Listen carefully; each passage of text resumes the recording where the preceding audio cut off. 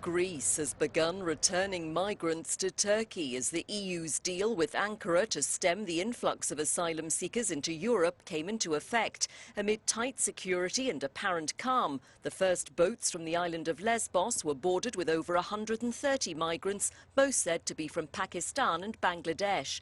Under the accord, all migrants arriving illegally in Greece after March the 20th face deportation to Turkey if they fail to apply for asylum or if their claims rejected. A NATO ship watched over today's first returns. For every Syrian sent back, another Syrian will be resettled to Europe directly from Turkey. Those returned to Turkey will arrive at Dikili, despite warnings that it's ill-equipped to cope. Amnesty International has called the deal an historic blow to human rights.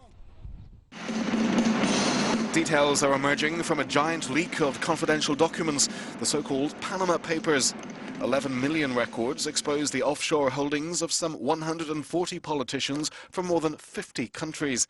The leak gives details of the financial dealings of public officials around the world. Vladimir Vladimirovich Putin. The information in the leak covers associates of the Russian president, current and former leaders, including prime ministers of Iceland and Pakistan, the president of Ukraine and the king of Saudi Arabia.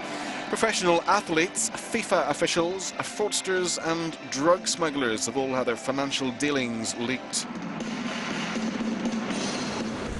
A German newspaper has posted the 11 million documents from a Panamanian firm online. The paper says they provide rare insights into a world that can only exist in the shadows.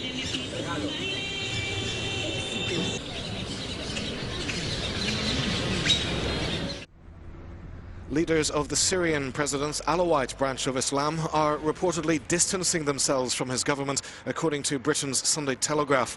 The newspaper cites a document purportedly circulated by the religious leaders, smuggled out of Syria and shown to a handful of journalists. Meanwhile, President Assad has vowed to keep fighting terrorism. According to a translation, he says, "There is no alternative to protect Syria if we do not fight terrorism." At the same time, there is, of course, the political process, but the fight against terrorism remains essential. This is the intention of the people and the army. The army is determined to free all territories. Russia's support has been essential to this success. But there is also the help from our friends, Iran and Hezbollah from Lebanon. President Assad was speaking to Russian news agencies RIA Novosti and Sputnik. Meanwhile, Syrian state television reports the country's army has taken control of the town of Al-Qaryatum after driving out ISIL fighters on Sunday.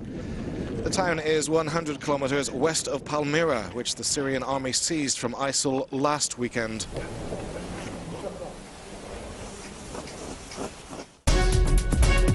Two people are confirmed dead after the derailment of a train in the US. The Amtrak train came off the tracks near Philadelphia. The train was traveling between New York and Savannah and is thought to have hit a mechanical digger.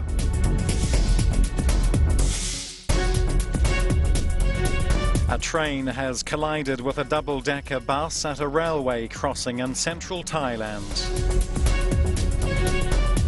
Local media say 3 people were killed and more than 2 dozen injured.